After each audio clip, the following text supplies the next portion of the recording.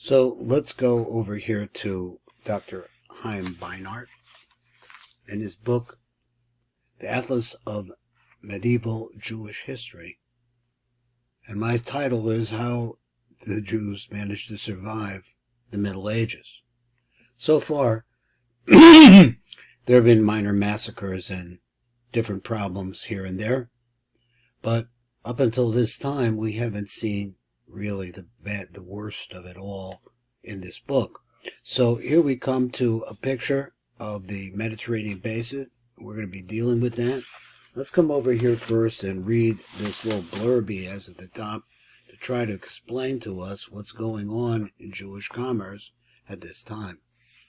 So he writes, a Jewish economic activity in the Mediterranean basin in the 14th and 15th centuries, which is the 1300s and the 1400s, covered a variety of commercial fields, including maritime trade to many countries.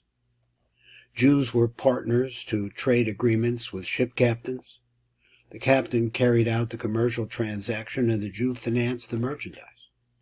Sometimes special joint ventures would be organized between Jews and Christian merchants, including Jewish residents of Muslim countries, who would lend the Venetian Christian merchants money for payment of custom duties on the goods they were delivering.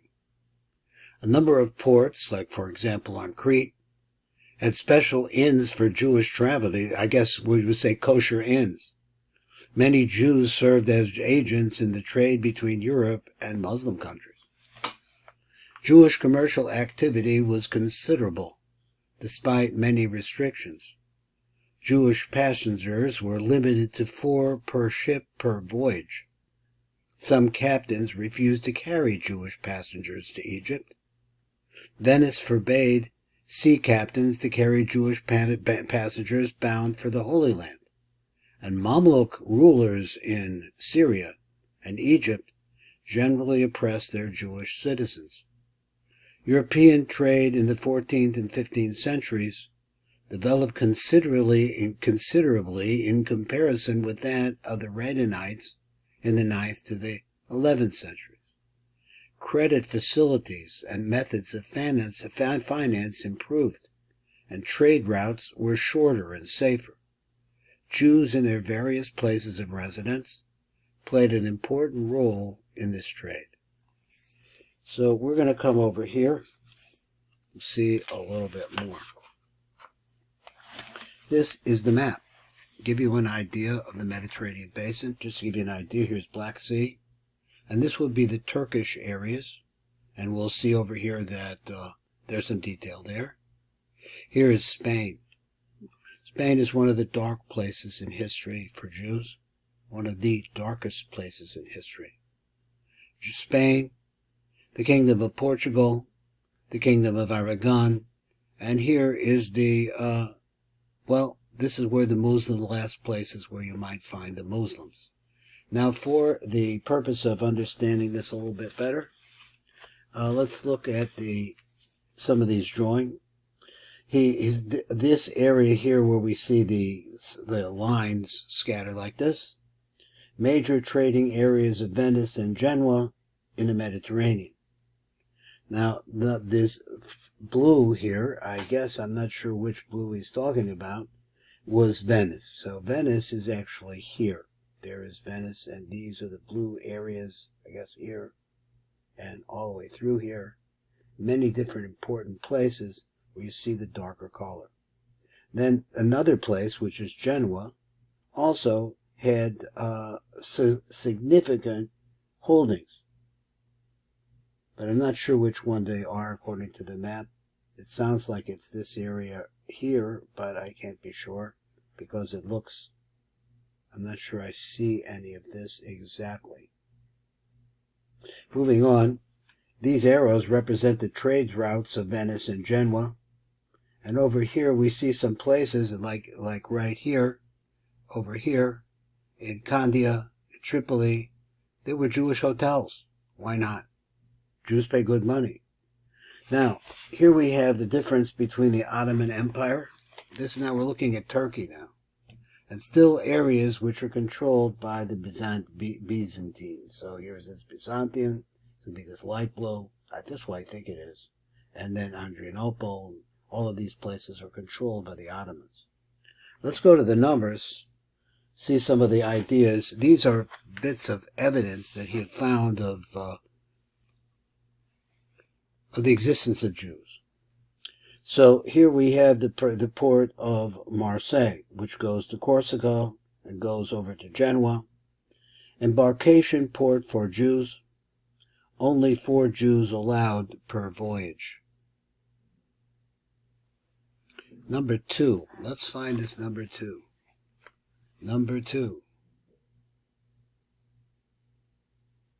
Still looking, gonna find it.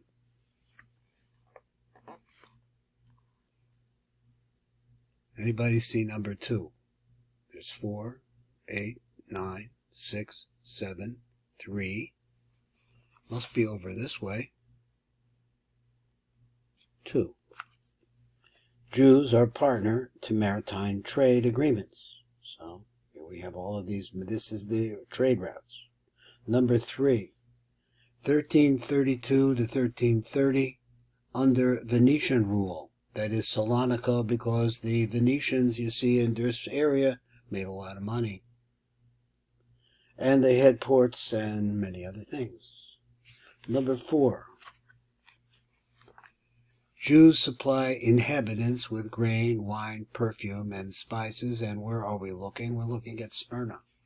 Smyrna is a port in Turkey. Number 5. Until 1480, Jewish merchants from Europe stayed at local inns here in Jerba, and there's lots of them. Points them out over here. Now, what happened in 1480? I don't know. Number 6. Venice and Genoa control immigration routes to the Holy Land. We have evidence from the year 1428 that captains prohibited from transporting Jews to the Holy Land. It's like, what is the threat? Number 7. Jews are partners in ships carrying copper. Number 8. Jewish merchants lend money to Christians, Venetian merchants. So Jewish merchants lend money to Christian Venetian merchants. So we have some record of that. Looks like it's in the Damascus area, like in there. There is a number 9 here, is there not? Number 9. In Egypt, the Jews control the manufacture of sugar. Now, what you get of the sentiment here is that it's not the most violent time. And when you can move east into the Ottoman areas, it's safer for Jews. But nonetheless, you see that the Jews are involved in business no matter what. And the business is good for the Gentiles, but the church hates the Jews. And so far, the edicts that come from on high, for example, that only 4 Jews can travel on a ship, or no Jews can go to the Holy Land altogether, because those who control the ships have to obey the decrees of those above them, which come from the church. This is a whole thing that goes on, and the Jews, though, are still here. We survived it. We prospered in the worst of times. In the most restrictive times, we survived. This is Baruch Fleischman, and you've been listening to the Tikkun Elevator Kollel.